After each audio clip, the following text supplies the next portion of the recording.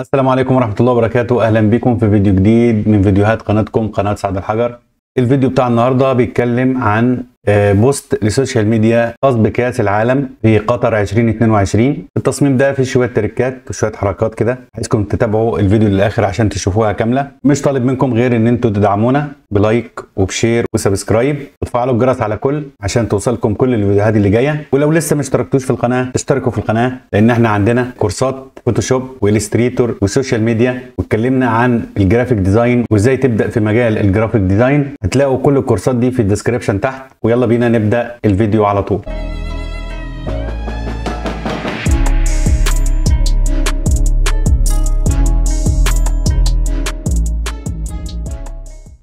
السلام عليكم ورحمة الله وبركاته. أهلا بكم مرة تانية. التصميم اللي قدامنا ده بيتكلم عن كأس العالم قطر 2022. فاحنا عملنا ان في مثلا الطيران القطري عامل مثلا بوست زي ده عشان كأس العالم ان هو الراعي الرسمي وكده، يعني حاجة تخيلية كده حبينا نعملها بمناسبة كأس العالم. وطبعا كأس العالم السنة دي شديد قوي، احنا حبينا هنا ندمج الماضي اللي هو مثلا متمثل في الجبال والجمال والحاجات دي مع المباني المعمارية الحديثة، مع الشمس اللي هي في الصحراء شمس قوية، مع الجو الصحراوي اللي في الخلفية ده. عندنا هنا طبعا الاستاد والمشجعين وكده، في طيور بعيدة كده طبعا عشان تعمل لنا بعد في التصميم بتاعنا. وطبعا احنا بنتكلم عن الطيران القطري، في هنا مضيف الطيران وفي عندنا طيارة زي دي واللوجو بتاع قطر للطيران، وفي لاعب كرة، وفي كاس العالم طبعا اللي هو الرئيسي معانا النهارده، وكرة قدم. طبعا دي الالوان اللي مستخدمه في التصميم. فاحنا ازاي بقى دمجنا ده كله مع بعضه وخليناه يطلع بالشكل اللي انتم شايفينه ده اللي هنشوفه في الفيديو بتاع النهارده. اول حاجه كده طبعا انا فضلت اظبط كده في المقاس لغايه ما وصلنا للشكل بتاع المقاس ده. احنا اول حاجه هنعمل مقاس من فايل نيو، وهنعمله 6000 في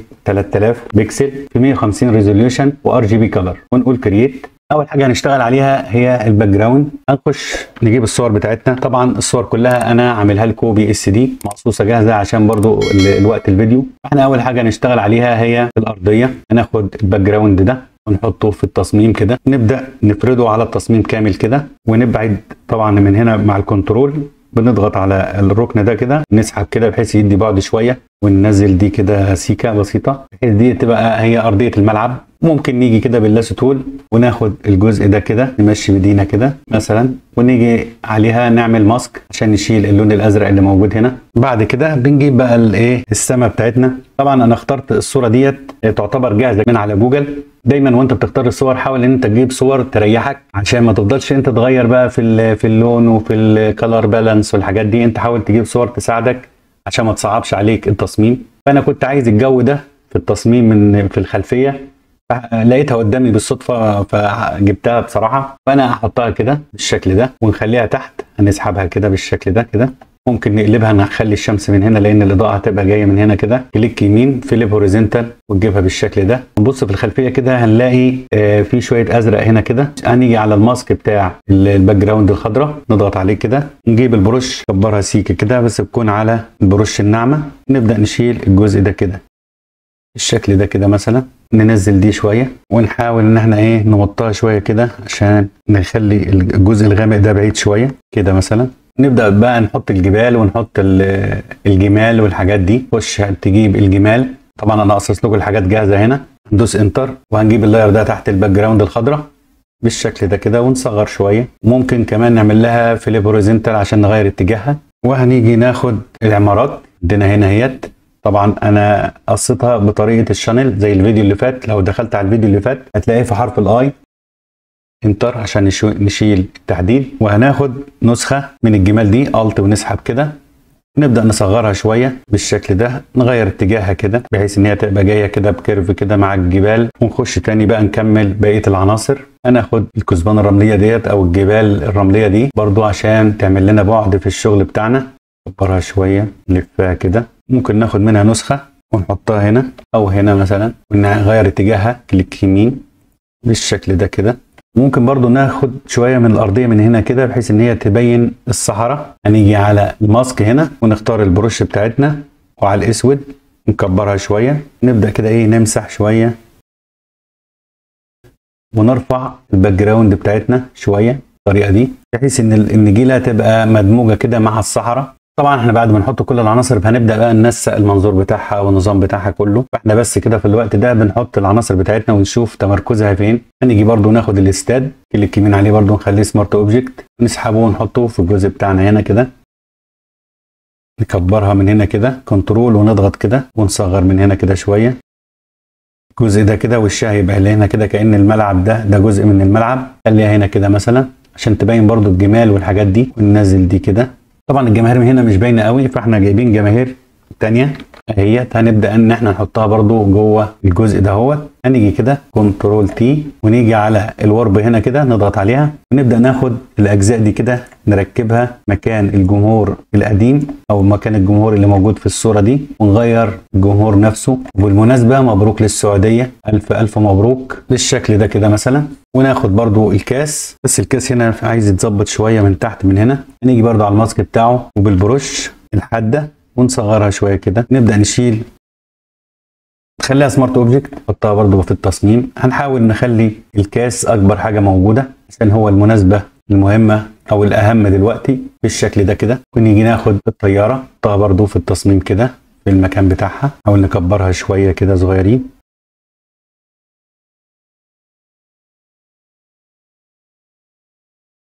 خلي بالك الحاجات دي كلها ترجع لك انت برضو، لان التصميم ده بناء على وجهة نظر انا. يعني انت ممكن وجهة نظرك ان التصميم ما يبقاش كده خالص، انت ممكن تاخد الصور دي وتعمل منها تصميم تاني. ولو حابين ان انتوا تشاركوا التصميمات بتاعتكم على الجروب هتلاقوا اسم الجروب تحت سعد الحجر ديزاين، لو حبيتوا تنزلوها واقول لكم تقييمي للتصميم يا ريت والله عشان الكل يستفاد. نيجي بعد كده ناخد صورة اللاعب، خليها هنا كده مثلا بحيث ان هو يبقى مقابل لكاس العالم. راجل فرحان وانا مش عارف اللاعب ده مين اصلا، هو شكله افريقي عربي قطري زي ما يكون يعني. نكبره شويه كده الطياره بالشكل ده، لان طبعا الاعلان كله على الطياره وعلى اير ويز قطر. ممكن ناخد الحاجات دي كلها كده نرفعها شويه كده كده مثلا.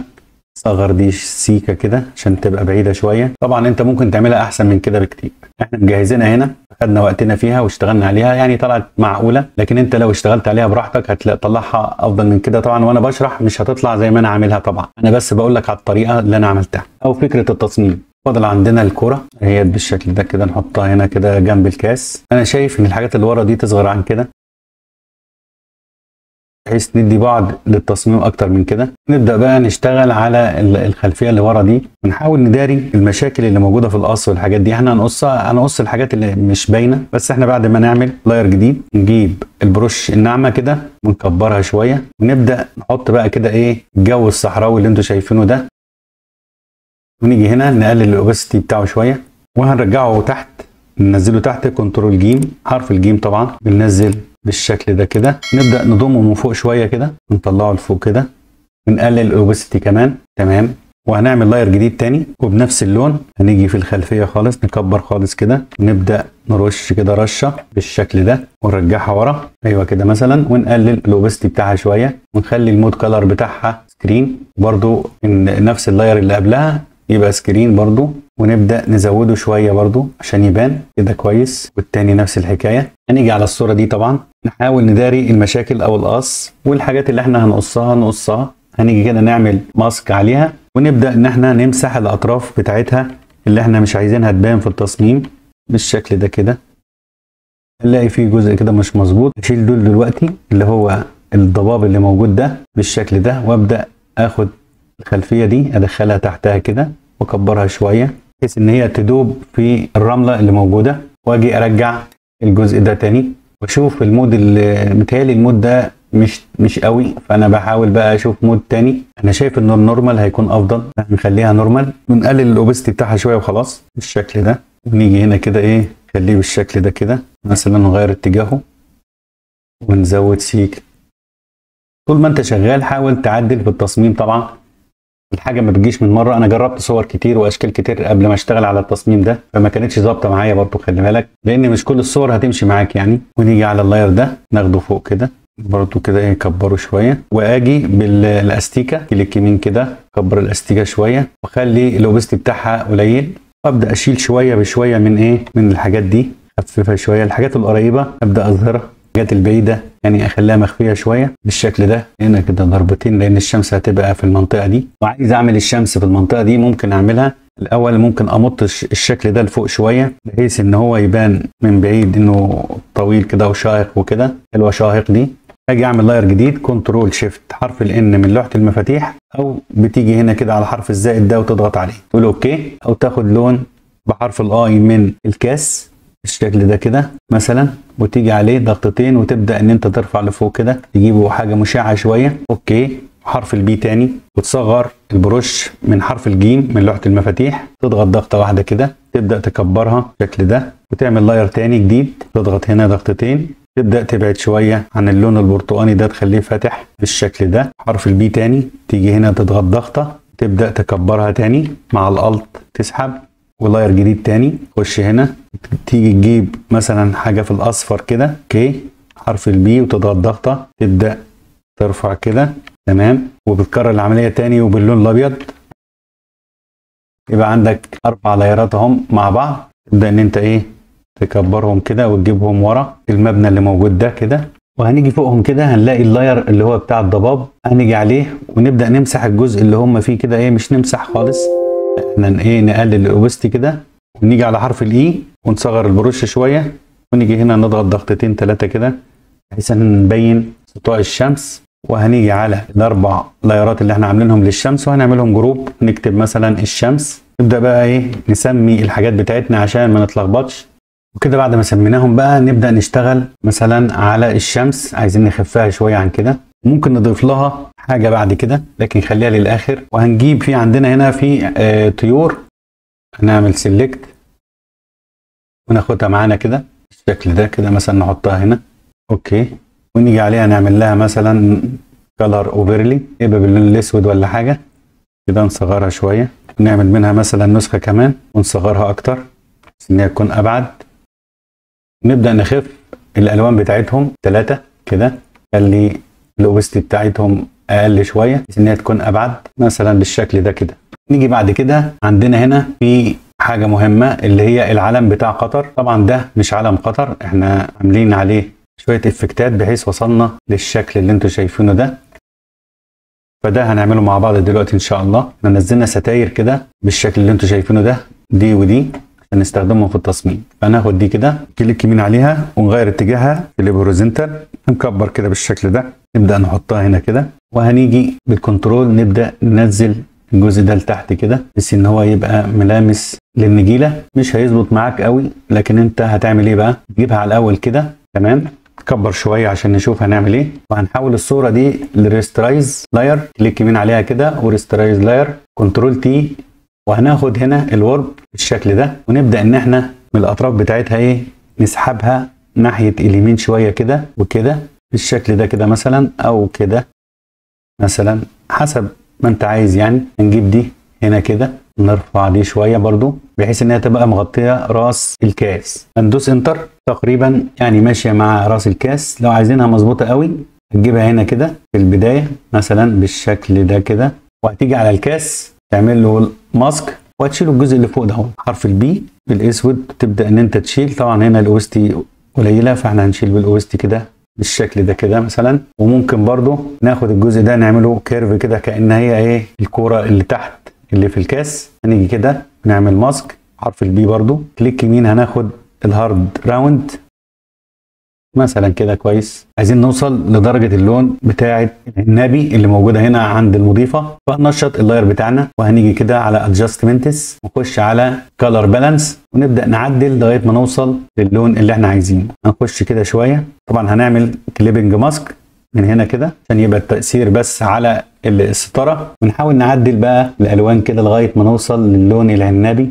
يعني تقريبا كده وصلنا شويه، قربنا خالص اهو تقريبا كده. هنيجي بقى نعمل الجزء اللي هو مثلثات هنا كده بالابيض، هنا هنيجي على اللاير بتاع الستاره وهندوس الت ونضغط سهم لتحت هيدينا نسخه تحت هنا كده تمام. نيجي فوقيها نسحب اللاير ده نحطه عليها كده ونعمل له كليبنج، هندوس الت ونيجي فوقها كده على اللي تحت، وهنيجي على اللاير اللي فوق ده وهنعمله سمارت اوبجكت، وهنجيب اللاسو تول او البوليجون زي ما انتم شايفين كده، ونبدا نعمل المثلثات اللي موجوده في علم قطر بالشكل ده كده مثلا، ونيجي نعمل ماسك اول ما عملنا ماسك خلاص هي كده عملت ايه المثلثات بالشكل اللي انتوا شايفينه ده. بس طبعا المثلثات دي بالاحمر، احنا عايزينها بالابيض. هنيجي عليها ادجستمنتس ونختار بلاك اند وايت ونخليها كليبنج ماسك كده، وهنيجي على اللاير نفسه هنزحزحه شويه لفوق كده بحيث انه يداري اللون البينك او اللون الاحمر العنابي، ونختار الادجستمنتس ونختار سوليد كلر، نختار اللون الابيض بالشكل ده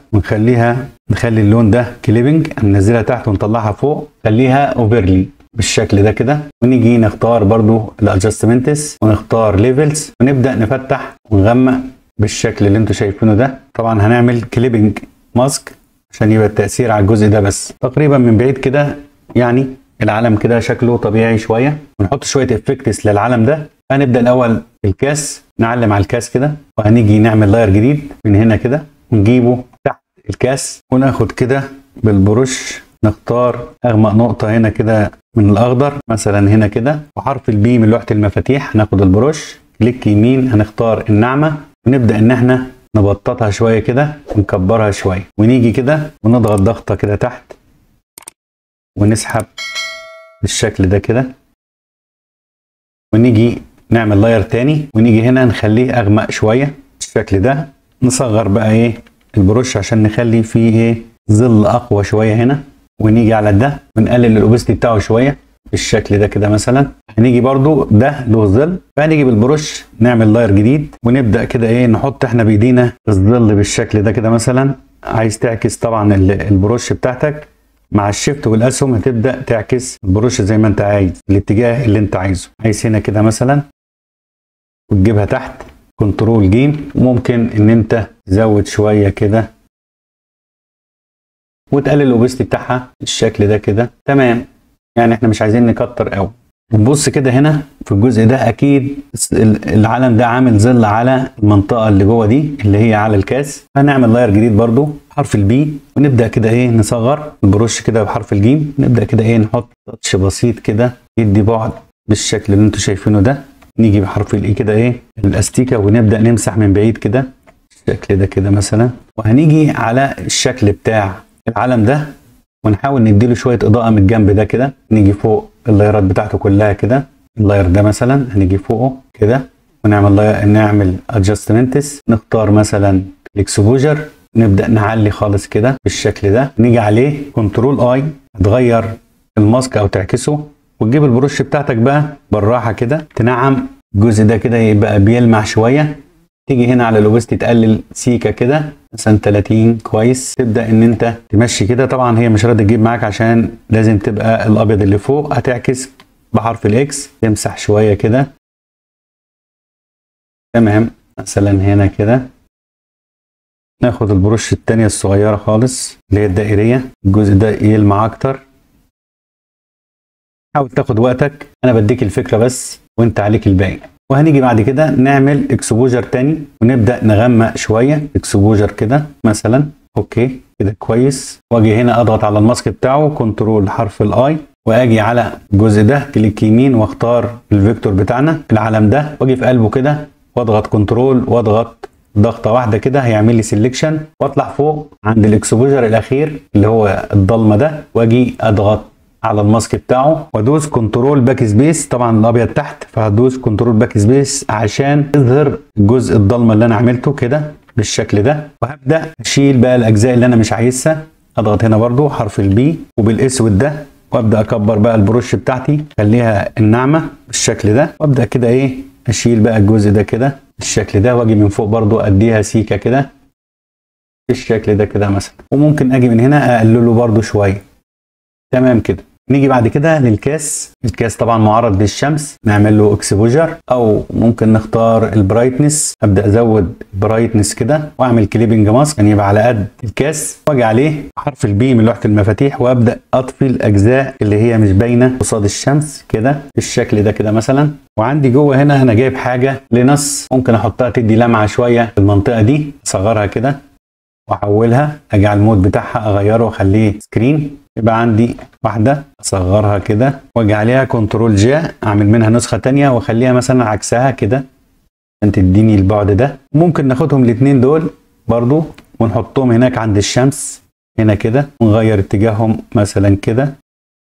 وننشط الاثنين ونخلي الاوبستي بتاعه اقل شويه عشان ده الشمس بعيده وكده. ماشي مثلا كده. ابدا اجي على الكوره برضو اعمل لها الافكتس بتاعها، اخدها لهنا شويه كده، واجي على قائمه ادجستمنتس واختار الاكسبوجر. تمام. واجي ابدا اضلم على الكوره كده واعملها كليبنج عشان يبقى على قد الكوره. واجي هنا على الاكسبوجر اضغط حرف البي من لوحه المفاتيح وابدا من هنا ابدا ابين الكوره كده بالشكل ده. تمام. واقلل الاوبستي شويه مثلا كده كويس. ونيجي نعمل لها الظل بتاعها، نيجي تحت الكره اهيت، اجي على الجزء اللي تحتها واعمل لاير جديد هيجي فوقه، يبقى كده تحت الكره بالظبط وحرف البي، وابدا اظبط الظل بتاعها بالشكل ده كده مثلا. خلي الجزء ده كده غامق واعمل لاير تاني وابدا اخد كده، وممكن عشان اخليه واقعي شويه ابدا اخده كده عشان يطول معايا شويه كده. اوكي. واجي بالاستيكه حرف الاي من لوحه المفاتيح ومن بعيد كده اكبر وابدا امسح كده بالشكل ده واقلل اوبستي برده شويه.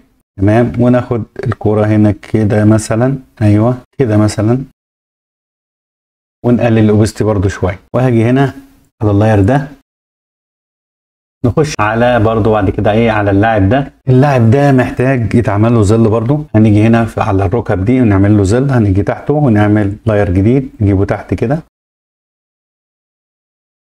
ونخش على قائمة فلتر ونختار بلور ونختار بوكس بلور، اختيار جديد في 2023 فوتوشوب 2023. وهنيجي كده ننعم بالشكل ده، ومن الاوبستي نقلل شوية. تمام. ممكن ناخده هنا شوية كده بحيث ان الظل بيكون اطول شويه لما الشمس تكون بعيده، والشخص نفسه محتاج شويه شغل. هنيجي عليه برضو نعمل له اكسبوجر، نعمل له كليبنج ماسك، نبدا نضلمه شويه كده. اوكي. خفف الاوبستي شويه. نيجي بالبروش بتاعتنا تكون على الاسود، نكبرها شويه ونيجي على الجزء ده خليه يلمع شويه كده. تمام. الجزء ده برضو نقلل حجم البروش شويه ونغير اتجاهها، خليها كده مثلا. نبدا نظبط بالشكل اللي انتم شايفينه ده، ادي لمعه كده، كبر شويه عشان تشوف معانا احنا بنعمل ايه. صغر كده البروش، نبدا نديها سيكه كده. نيجي برضو بالشيفت نتغير اتجاه البروش ونكبر البروش خالص، ونيجي على الاوبستي نقلله خالص كده اهو، يعني نخليه 8. ونيجي هنا كده ايه نسحب سحبه كده بحيث ان هي تنعم من فاتح قوي لانعم من الفاتح، حاجه كده ايه على البسيط. لو بصينا كده قبل وكده بعد. نيجي بعد كده برضو نشتغل على الطياره، الطياره دي قريبه شويه كده عشان تبان، لان هي الدعايه نفسها. الشمس جايه من هنا فاكيد الظل هيبقى هنا. ممكن ناخد منها واحده كده الت، نسحب بالشكل ده ونيجي عليها نعملها كلر اوفرلي ونخليه اسود بالشكل ده مع الكنترول، ونيجي من هنا كده نسحب بالشكل ده كده. طبعا دي مش جايه هنا، ادوس انتر واخليها كليك يمين كده، اخليها ايه بسترايز لاير. ونيجي على حاجه مهمه جدا، هنخش على ايديت وفي حاجه اسمها بوبيت وورب، نضغط عليها هتديني الشبكه دي. ابدا احط نقط كده تثبيت للعنصر بتاعي كده، واجي عليها كده وابدا اسحبها بالشكل ده. نقطه هنا كمان واعدلها لك كده. تمام. اجي على النقطه دي وادخلها هنا كده، واجي اقول ابلاي، دوس انتر، خلاص تمام. اجي عليها احولها سترايز لاير عشان اخد برضو ايه الجزء ده اظبطه كده، الجزء ده اجيبه كده. اوكي. انتر. اخش على فلتر بلور واختار بوكس بلور، ابدا اقلل شويه كده مثلا. تمام. واخليها اللاير اللي تحت مش اللاير اللي فوق، اخلي الطياره هي اللي فوق، كنترول حرف د اجيبها فوق، واخلي ده الظل ده الاوبستي بتاعه قليل عن كده بالشكل ده كده مثلا. واجي اعمل لاير جديد عشان اعمل ظل التلامس اللي هنا يكون اغمق شويه. لاير جديد اهو، حرف البي من لوحه المفاتيح، كليك يمين اختار البرش الناعمه واصغرها شويه، وابدا احط كده الظل بتاعي هنا. طبعا مش هيجي معايا قوي لان انا عامل الاوبستي 8، هخليه 100%. واجي هنا كده اعمل الظل بالشكل ده، وهنا برضو نفس الحكايه. وممكن اجي اعمل لاير تاني واجي ايه اخلي الحاجه القريبه من العنصر تكون اغمق شويه، لان هي كانت رفيعه فما كانتش باينه قوي. ممكن اجي هنا كده اعمل كده حاجه ايه وهميه كده.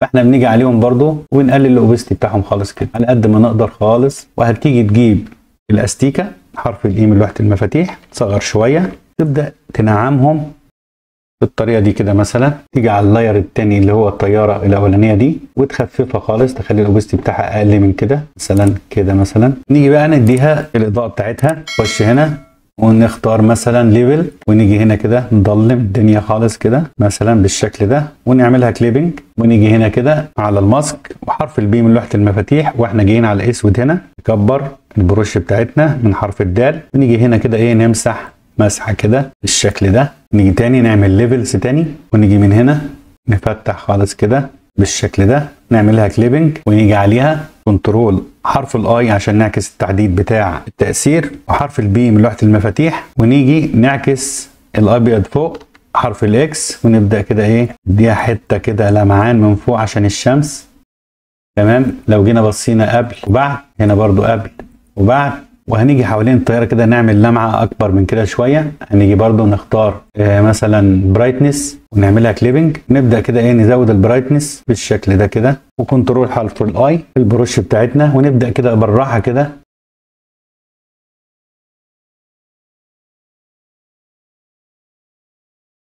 نيجي بعد كده نشتغل على المضيفة دي. شوف المضيفة عاملة ايه. نيجي هنا كده هنلاقي ان احنا لما عكسنا المضيفة اللوجو بتاع ايرويز قطر اتغير اتجاهه، فهنيجي عليها كده وناخد بالاي دروبر اللون ده، نعمل لاير جديد حرف البي، نبدأ نغمق المكان ده بالشكل ده، وهنيجي عليهم الاثنين كده كليك يمين ونحولهم سمارت اوبجكت، يبقى هي كده لاير واحد. تمام. نبدأ نديها بقى ايه الاضاءة بتاعتها من هنا. هي تقريبا واخده الاضاءه بتاعتها، يعني مش محتاجه ان احنا نزود ولا حاجه، بس هنظبط شويه. هنختار الليفلز كليبنج، نغمق سيكه كده، ونيجي عليها بالبروش، كبر بروشك، نقلل الاوبستي كده مثلا كده بالشكل ده، ونيجي حرف الاكس من لوحه المفاتيح عشان نعكس الابيض والاسود. نيجي نشوف كده قبل وبعد، قبل وبعد، كنترول زيرو بالشكل ده، تدي مساحه للتصميم، يكون في متنفس كده للتصميم. وهنيجي على العمارات دي ونبدأ نرحلها شوية، هي والشمس. تمام. هنرحلهم كده شوية مع بعض مثلا بالطريقة دي كده. بتهيألي الظل والحاجات دي زيادة شوية، ممكن نقللهم عن كده شوية يعني كده، ونعمل لاير تاني ونظبط الجزء ده كده مثلا، ونخليه اوبستي بتاعه كده كتير يعني، بس يبقى من هناك اغمق من هنا. وهنيجي نكتب هنا مثلا قطر. طبعا نوع الخط ده موجود عندكم برضو في الديسكريبشن، ممكن نخليه كابيتال كله. نكتب ال 22 فوق 20 22 بالشكل ده، ونصغرها شويه، ونيجي هنا نكتب فوتبول شامبيونشيب بالشكل ده كده مثلا، ونخلي مثلا ده بلون مختلف، نخليه بلون العلم بتاع قطر، العلم العنابي ده، وسطا ال 22 كده في الوسط بالشكل ده. ممكن نخلي دول الاثنين ياخدوا دروب شادو، نيجي على ده كده، نيجي على اف اكس ونديله دروب شادو بسيط، نبدا نشيل دي كده، ايوه كده مثلا، كليك يمين عليه كوبي لاير ستايل، نيجي على الشامبيون شيب، كليك يمين باست لاير ستايل، ونحط بقى الجمله التحفيزيه بتاعتنا. نيجي على الستائر، طبعا انا جايب القطعه دي عايزين نغير لونها، هنيجي نعمل كلر بالانس زي ما عملنا هنا العلم ده، نختار كده نجيب اللون ده كده، طبعا هنعمل كليبنج، نجيب دي هنا كده، نجيب دي كده اوكي، وبعد كده هنخش على الاكسبوجر نعمله كليبنج، نبدا نقلل الاكسبوجر بتاعها شويه كده، ونيجي نختار الادجستمنتس تاني ونختار سوليد كلر، هنختار اللون ده ونخليه كليبنج، نيجي عليه كده حرف الالت، نجيب هنتك على الت ونيجي هنا كده نضغط ونختار مالتيبلاي، هنيجي على الاكسبوجر نفتحه شويه كده مثلا، الاوفست شويه، ده شويه، لغايه ما توصل لنفس درجه اللون ده. تمام. تبدا تاخد الشكل بتاعك تعدله مثلا كده، وهتيجي عليها تكتب كده ايه الجمله التحفيزيه بتاعتك، الراعي الرسمي مثلا بالشكل ده، كنترول تي، هتيجي هنا على الورب تبدا بقى تعدل شكل الكلمه زي ما انت عايز، الراعي الرسمي مثلا لكأس العالم، وممكن نكتب هنا في الجزء ده 2022 20 كده فوق وتحتها 22، وتكون بلون تاني ولا حاجه. تمام. وهنيجي نجيب اللوجو بتاع قطر ايرويز نحطه هنا كده مثلا، ناخده تاني، ممكن نحوله بقى سمارت اوبجكت عشان ما يبص معانا، ممكن نعمل ماسك ونبدا نمسح الجزء ده عشان نحط اللوجو ده، نحطه هنا مكان اللوجو اللي احنا شلناه في بدايه الفيديو، حرف البي كده يا باشا، اللي هو الايه الهارد راوند، خلي الاوبست بتاعك 100% وابدا امسح الجزء اللي انت مش عايزه من اللوجو، وحوله برده سمارت اوبجكت، وتعالى خليه ابيض على اف اكس، وتعالى كلر اوفرلي خليه ابيض بالشكل ده، تاخده هنا كبر بقى كده وظبط، حطه هنا كده بالشكل ده، ونيجي ناخد طبعا الفيسبوك والتويتر والحاجات مثلا حبيت تضيف حاجه ضيفها، حبيت تكبر حاجه كبرها. تيجي بقى لاخر حاجه، تيجي على اول لاير كده كنترول شيفت الت اي، بتعمل لك لاير جديد كده فوق على شكل صوره، وتخش على فلتر، تخش على الكاميرا رو فلتر، تبدا تعدل بقى في الوانك وفي حاجاتك. نقول اوكي، وده قبل وده بعد، ده قبل وده بعد. يا رب يكون الفيديو ده عجبكم، ولو عجبكم دوسوا لايك واعملوا شير وسبسكرايب. وختاما، اللهم لا علم لنا الا ما علمتنا انك انت العليم الحكيم. السلام عليكم ورحمه الله وبركاته.